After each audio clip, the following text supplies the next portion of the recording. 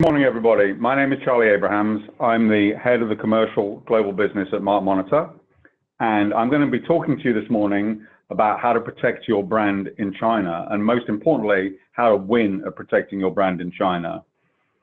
I've been in the brand protection online space for about a little bit more than 10 years, and I've got to say that probably the most topical subject that I find in talking to people who are interested in the space is exactly this. This is where most of our clients and most of our prospective clients feel that they're challenged. So we thought this was a very relevant topic to talk about, and the number of you that have joined this call this morning certainly suggests that it's something that you're interested in. So let's look at what we're going to cover.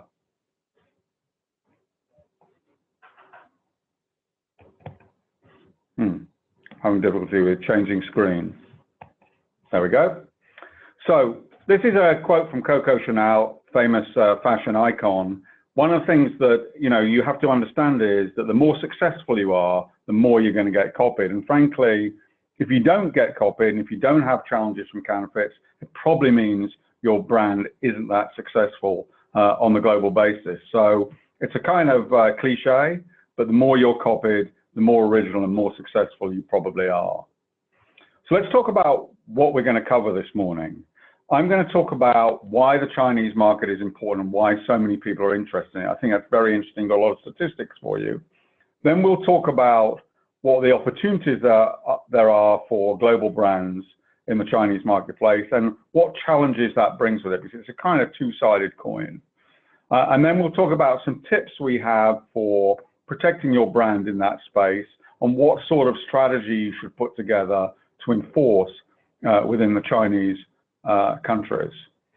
And then finally, we'll show you some examples of what we're talking about and give you some key takeaways from this morning's session. So I hope you'll find it useful. Probably take about 30 minutes. At the top of the page, if you kind of hover over that little bar at the top of the page, there is the opportunity to ask questions. There's a Q&A button there. Those will be queued up and sent to me, and I'll deal with those at the end if you have questions from the audience. So let's talk about why China is so important to global brands today.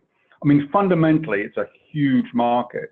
And not only is it just a huge market in terms of the number of people that live in China, the number of people consume in China, but it's a very, very internet-centric marketplace.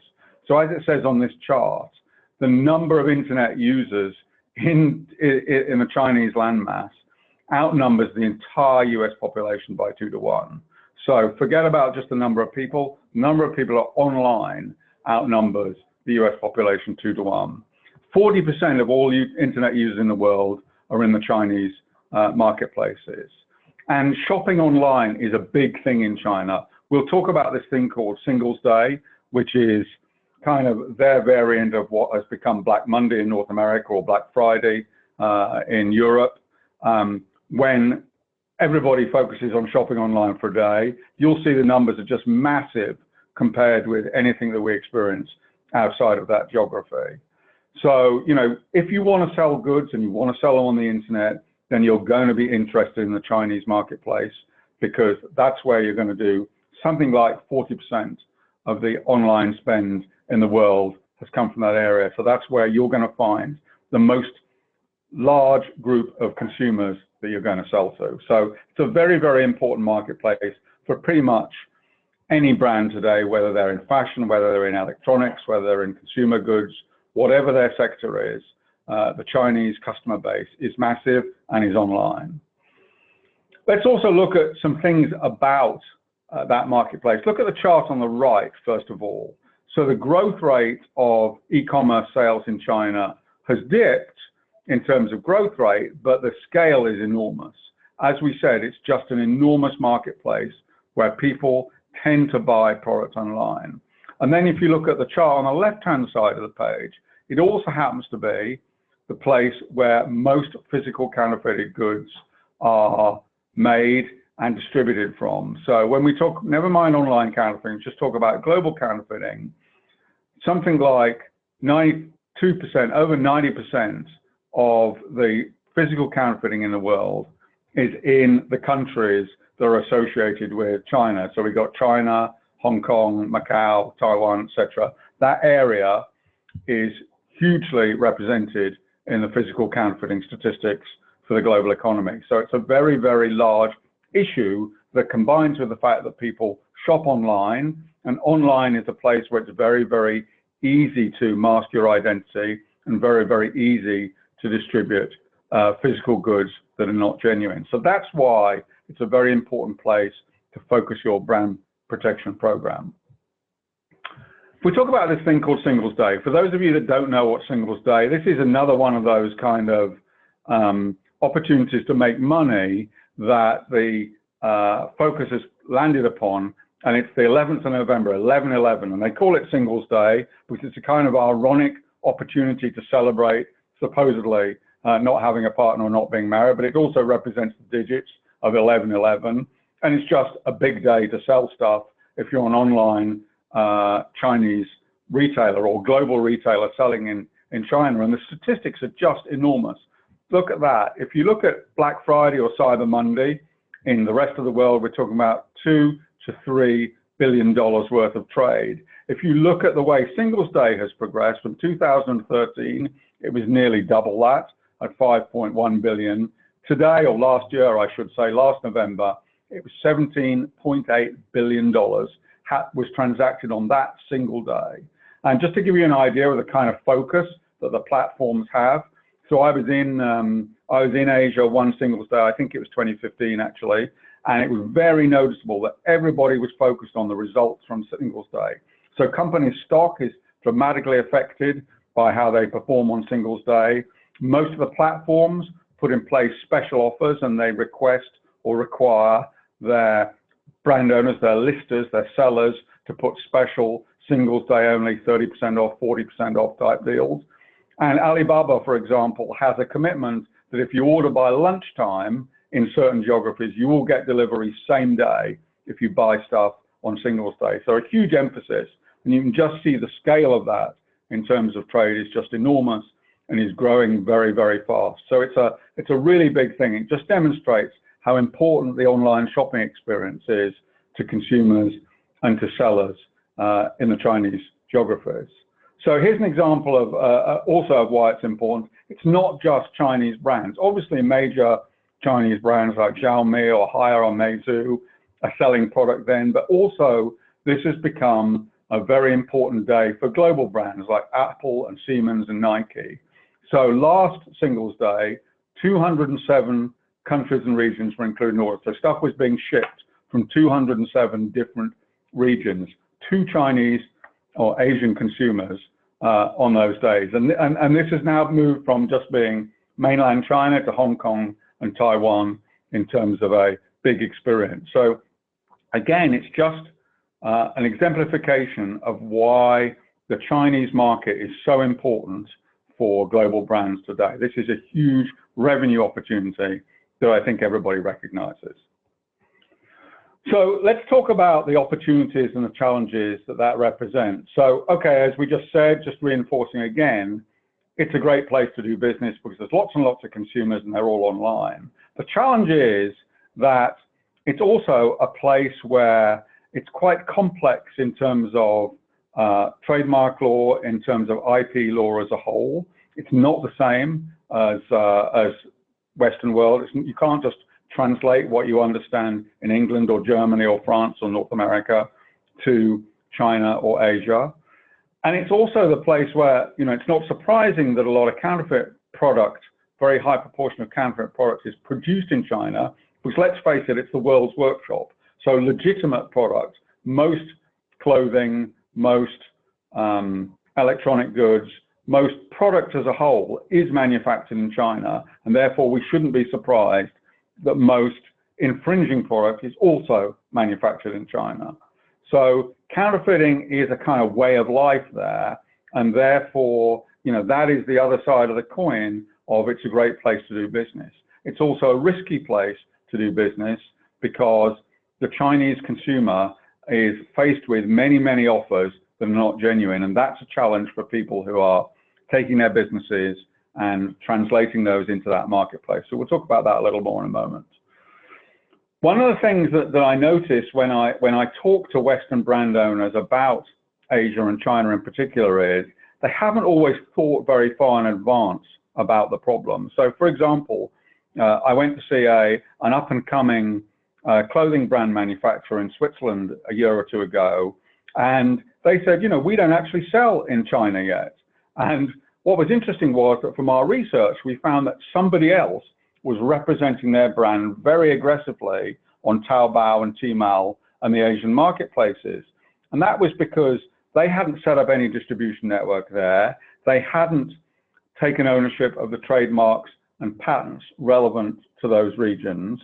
But somebody else had seen what a successful brand this was in Western Europe and North America and had thought, well, if they're not going to bother to enter this marketplace, I'll do it for them. They were selling a complete range of products under this brand owner's name. They owned some of the trademarks, and they were selling as if they were the brand owner. So the brand owner wasn't getting any revenue from this, but actually somebody else had spotted the opportunity and moved to it faster. So when we talk about the steps in a brand protection and enforcement strategy, the number one first thing you have to start thinking about is building a strong IP portfolio. So getting trademarks, design rights, patents relevant to those geographies. I'm going to talk about that a little bit more. We'll then talk about how technology plays a part, then how you can go about understanding the landscape you're dealing with and prioritizing your enforcement activity, the importance of a regional focus on that, and then, you know, why that demands that you have some expertise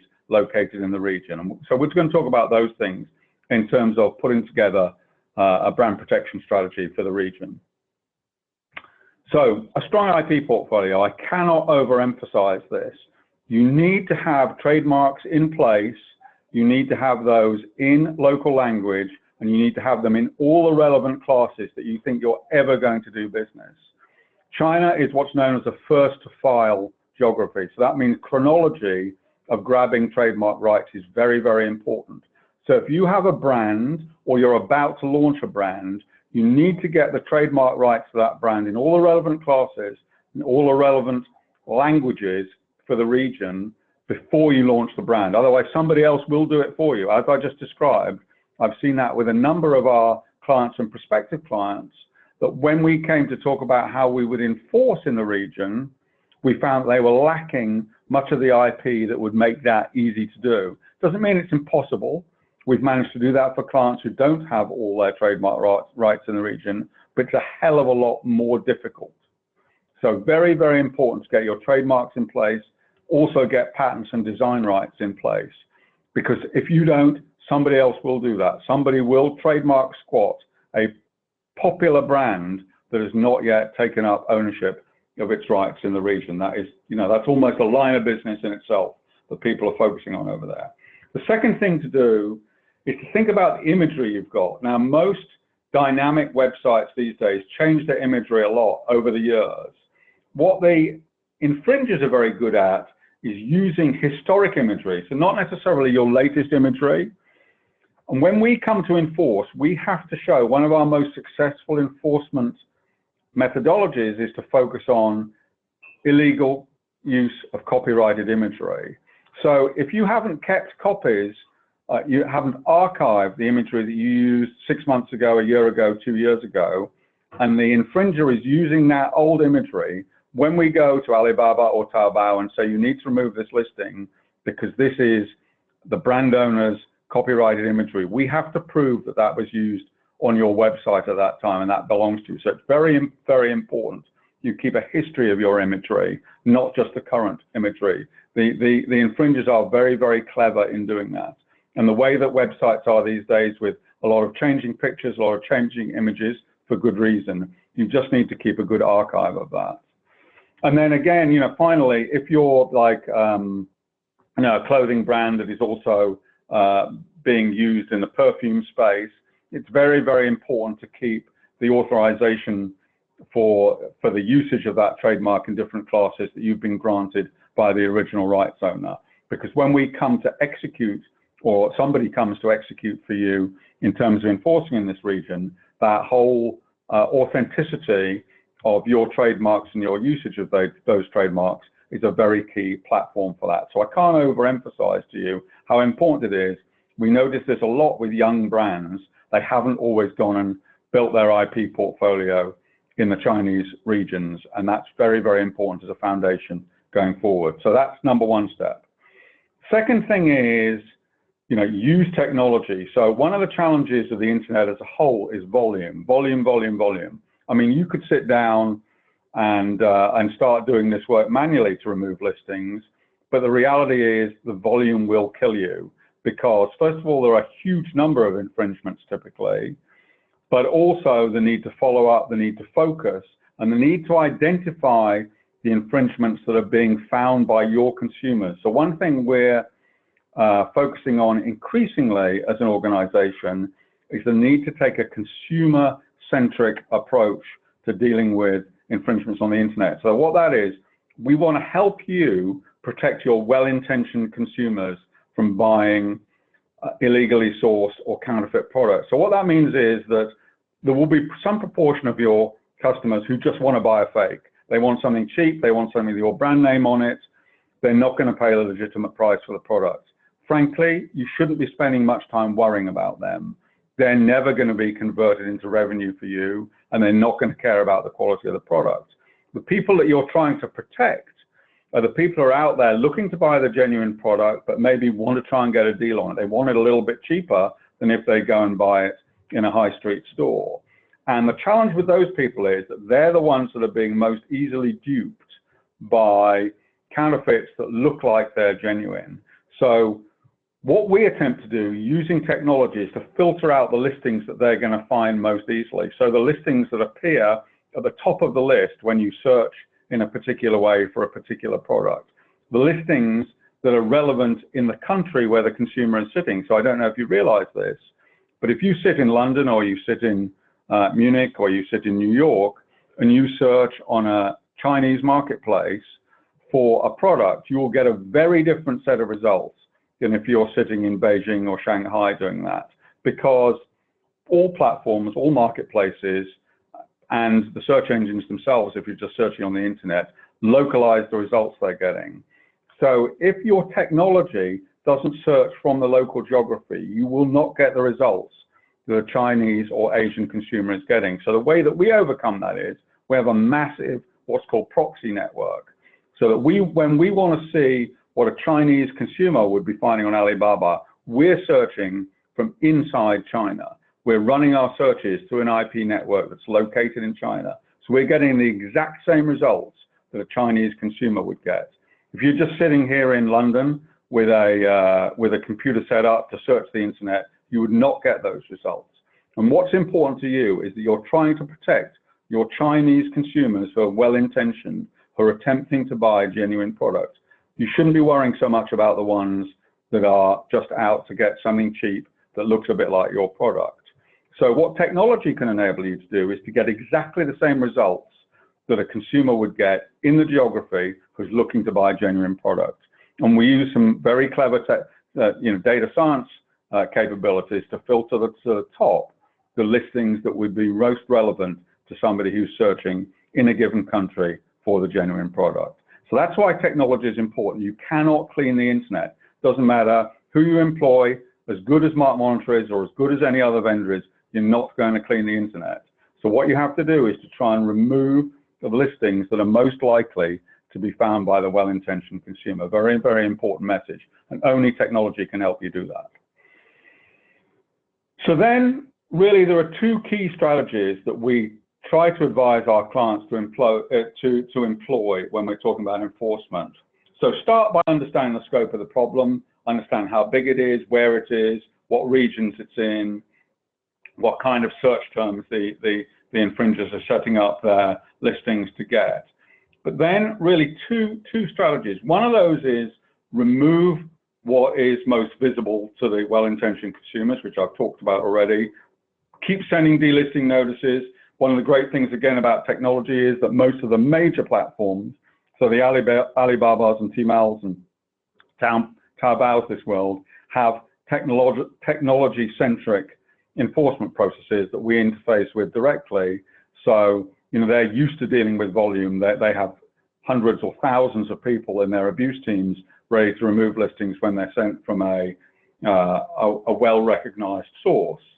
So keep removing those listings at the distribution point so the consumer is not being accidentally tricked into buying stuff that is not genuine.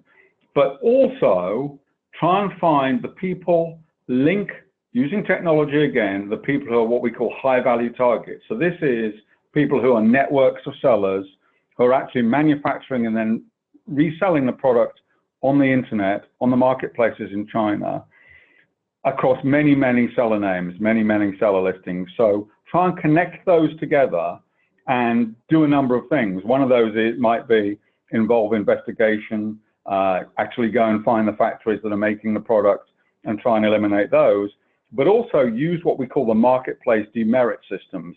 So some of the platforms have a kind of 3 strikes and out. So we would try and help you using technology again, find somebody who is a persistent offender, who has a network of seller names, sometimes hundreds or thousands on some of these platforms are being controlled by one small organization. Link those, demonstrate to the platform that this is systematic abuse of their platform, and get those sellers as a group banned. So really at one end of the spectrum, we're trying to work in a kind of, shooting down the listings that are most visible to sellers on a daily basis, keep the weeds low in the garden.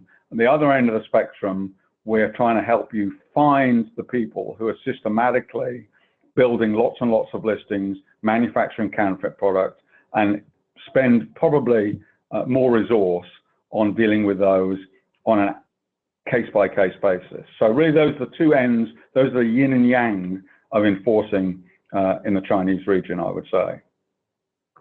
So I think we've already talked about this a little bit, about the important capability to search in the region and see things the way that a Chinese consumer would see them. But also you have to think about your strategy and how the marketplaces view the world as a whole. So we have deep knowledge of these marketplaces. We have a relationships team that works very closely with most of the Chinese marketplaces. They sit in Shanghai, they enforce in this region on a daily basis, and they go meet with the Taobao team in Guangdong on a bi-weekly basis.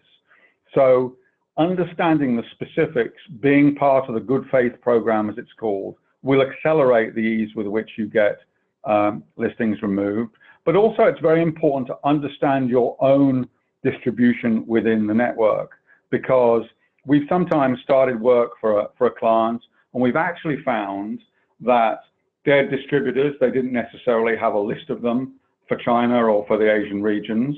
Very important to have that so that you're not actually enforcing on your partners. But then in some cases, we find those partners pass on those distribution rights, not always known to the rights owner themselves. And so, getting control of that is very, very important, because once the distribution network gets out of control, you will start to find, typically we identify, counterfeit merchandise getting mixed up with genuine products in what you think is an authorized distribution network. So very important to have a good grip, have good agreements in place with your distribution partners that limit what they can do in terms of passing on rights to other entities within the region. So very much having a regional focus, understanding how the marketplaces work, understanding the distribution network that you have as a legitimate business in that area, and addressing your monitoring and enforcement in an appropriate way for the region. It is a different place to do business than the Western world, and you need to be aware of that. Here's a very good example of why it's important to work with a provider or a set of providers that have strong relationships. One of the things that Alibaba has been doing recently is pushing back on fake submissions. So one of the things that some local providers have done in China is to actually, kind of swamp the marketplace's abuse teams with rogue enforcements. And that just makes it more difficult for a rights owner who's got a genuine problem to go to Alibaba and get addressed. One of the benefits of working with MarkMonitor is that we're very well known to these platforms, and we have, as I say, kind of preferential access. We're part of the good faith program. So when an enforcement comes from MarkMonitor, they know it's not a fake submission or a rogue company doing that. The other thing that is important is to, as I said, understand the relationships with the partners, with the marketplaces, and build trust with them. So, again, I would recommend using law firms in China, using our access to Chinese local teams. We have a very big team in Shanghai that, as I said, meets with the major marketplaces on a regular basis, and leverage those relationships. So use your network of local partners in the area to be helpful in increasing the success rate that you have. In many cases, it actually does come down to personal relationships within the region. The other thing that's very interesting about China is that it's a fairly young marketplace in terms of law, frankly, and therefore it's changing frequently. So keep yourselves tuned in. Read the kind of white papers that we and other brand protection providers push out. Participate in webinars like this one, but also, talk to other people, other rights owners and brand owners who have challenges in operating in those regions, because the law and the way the platforms behave is changing quite frequently, and they don't always publish that openly. So they won't send an email to everybody, by the way, we're changing the 3 strikes policy next week. You kind of have to work that out for yourselves and get to know that by means of the relationship your providers have in the region or your network of contacts have in the region. So very, very important, I would say, to keep yourselves tuned to the Chinese space. It is a different marketplace, it is a different sector, and you need to focus attention on it. So just, here's an example of how one of the e-commerce platforms changed their rules overnight. We've seen this time and time and time again. They are in the main attempting to improve the experience for well-intentioned consumers on their platforms, and therefore they're continually changing the rules that they apply to their sellers and to their rights owners like yourselves, and to their agents like ourselves. So it's very, very important to keep yourself focused on recent developments. They're quite frequent, and because there's many marketplaces, everybody knows Alibaba, everybody knows Taobao, but there's actually dozens of marketplaces operating in these regions. And some of the newer ones really have, very different rules than a well-established platform like Alibaba, which, as I said, has thousands of people employed in abuse management. We started work for one of our clients, and they had a particular challenge on one marketplace. When we sent our team to go meet with that marketplace, it turned out they only had 2 people in their abuse team. So if everybody starts swamping them with 100 or 1,000 infringements a day, you can see they're not going to be able to deal with those in a very swift manner if they've only got 2 people in the abuse team. So you kind of have to reset your expectations as to how you're going to deal with that new marketplace once you understand what their attitude is to dealing with infringement. So let's look at a few examples of scenarios. So, the first one here, this is classic, really. Somebody has gone and taken, let's take an example of shoes and bags, for example.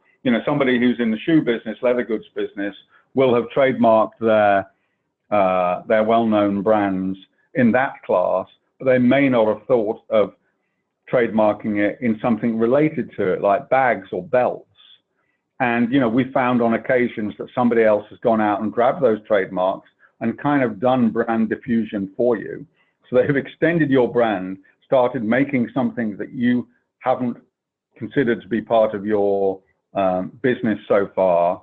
And because of chronology, as I said, they've taken the trademarks and they've started selling using your brand and your good reputation. And actually, it's quite difficult to unwind that.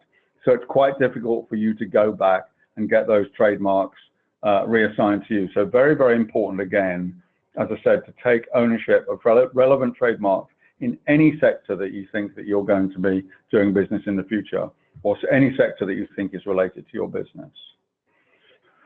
Second point is really just talking about the need to keep your documentation up to date and to renew the certificates that you have in the region. Again, it's very easy if you don't focus on it to let that lapse. It can very dramatically impact your ability to enforce in this region in particular. So we work very closely with a lot of emerging brands, and they, you know, as I said earlier, and I'm reinforcing in this third point, very important to keep your historical images, you know, on file and demonstration of the use of those in legitimate websites, so that when you find somebody using it illegally in the region in a marketplace, you can take action as a result of that. So that's really just that was a real life case that caused us to bring that up. This is a new use case, just showing the dynamism of the region. Clearly, as I said earlier, copyright infringement is one of the major enforcement reasons. So we find a listing on a marketplace, we demonstrate that the image being used is one that's been stolen from your website, either today or in the past. We ask the marketplace to refuse it. They're typically very responsive based on that enforcement code. What we've noticed is that recently, some smart sellers have started to place their listings without a picture, so we don't have the opportunity to enforce on that, but they have placed the pictures on a link. So the person goes to the listing, they click on the link, they go and see a picture which may be a copyrighted image, but it's being hosted on a website that isn't part of the marketplace, which just makes it much, much more difficult to enforce against that listing or to get that website removed. So, you know, this is just a demonstration of how innovative the infringers are, how systematic they are, and how you kind of have to keep on top of the trends. And that's why it's worth working with somebody like ourselves, because this is what we live and breathe. This is what we're doing on a daily basis. And because we're working for hundreds of rights owners in the region, we get to see many, many examples of the new tricks that the infringers are up to. So here's a case study, really. We did a piece of work for a brand where we decided to focus on this three-strike policy. So this is, you know, if a seller infringes time and time again, you can get them banned forever, as it were, or for a period of time as a seller on that platform. We decided to focus on that. It was very successful indeed. We removed nearly 500 stores that were actually being operated by infringers, tens of thousands of listings. And that means that when your genuine, well-intentioned consumers are going to Alibaba, if you were this rights owner, then you'll find a lot more genuine products as a percentage of what you're looking at than infringing products. So just by eliminating all those stores and all those storefronts, we've made the genuine product get much more readily accessible for the Chinese consumer. Here's a couple of descriptions of what the metrics should look like. And I just want to talk about here, historically, and I think maybe we've made this mistake too, historically, people have measured the success of their enforcement programs on a couple of metrics. One of them is volume of enforcements, and the other one is compliance rate. Now, compliance rate is very, very important. If you don't get a high compliance rate, and I mean by that in excess of 90%, there's pretty much not much point in enforcing on a marketplace. So that's legitimate. The problem with focusing on activity is, so number of enforcement centers. First of all, as I said, you're never going to clean the internet. You're never going to eliminate them all. Doesn't matter how many enforcements you send. But the other thing is, if you look at the graph on the left, as you start to have success, so in this graph, you know, beginning of 2017, you can see a significant dip in the number of enforcements. That doesn't mean you've become less successful. It actually means you're starting to win the war. It means that there's much less infringements out there to enforce on this particular platform, and that you can kind of start to reduce the level of focus on that marketplace, keep some level of enforcement activity to keep the weeds out of the garden, but, you know, move on to other activities. So, you know, historically, people might have looked at a chart like this and said, well, why do we need this program anymore? We're not being effective anymore. Reality is, you've been successful. You've reduced the number of weeds in the garden. It's very, very important to keep those down. And then on the right-hand side, it demonstrates the benefit of that. So we have one particular client who actually measures the success of their enforcement programs by what percentage of the most visible pages has legitimate goods on it as a percentage of the listings or the results that are shown to a consumer. So let's imagine a consumer, you know, runs a search, finds 100 items for sale, 90 of them are legitimate, 10 of them are illegitimate. They would call that, 90% success rate, 90% clean.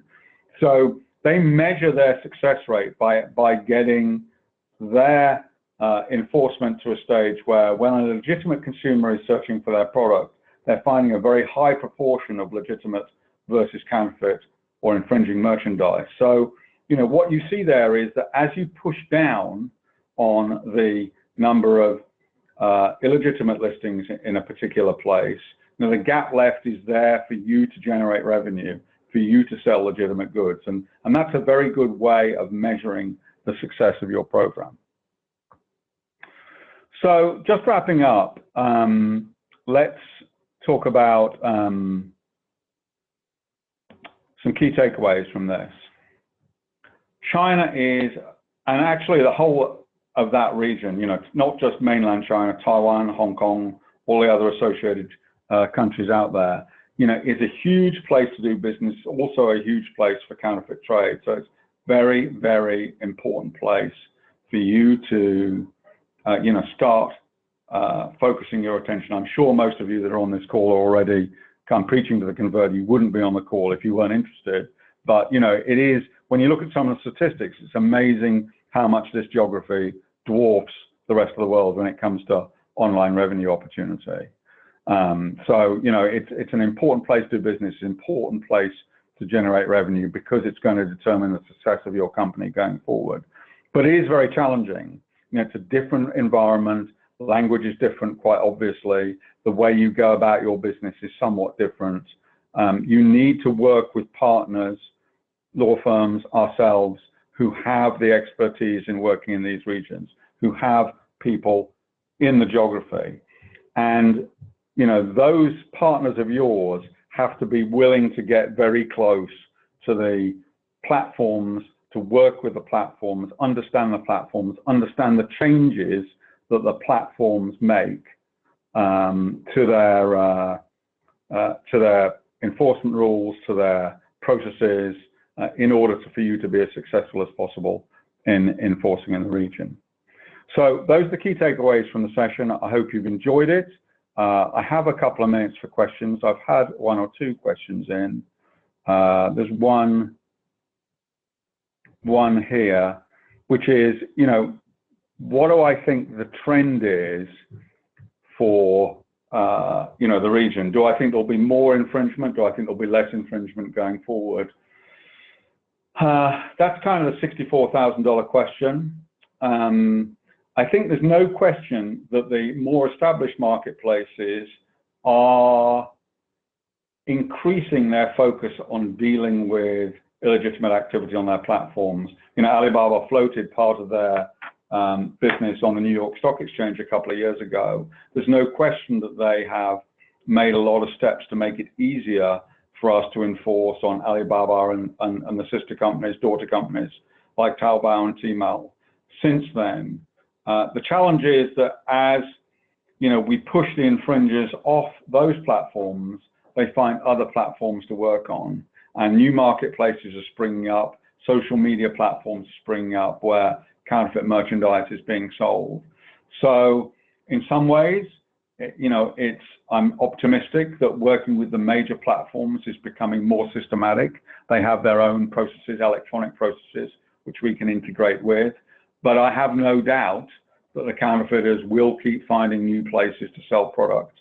And therefore, it's very, very important that you continue to monitor the region. As I say, focus on what your well-intentioned consumers are going to find, because that's really where you can be effective in terms of reducing revenue loss, in terms of impacting systematic infringers, and in terms of generating more revenue for yourself. So thank you very much for listening this morning. I hope you've enjoyed it.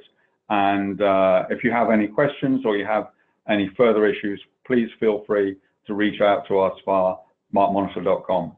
Thank you.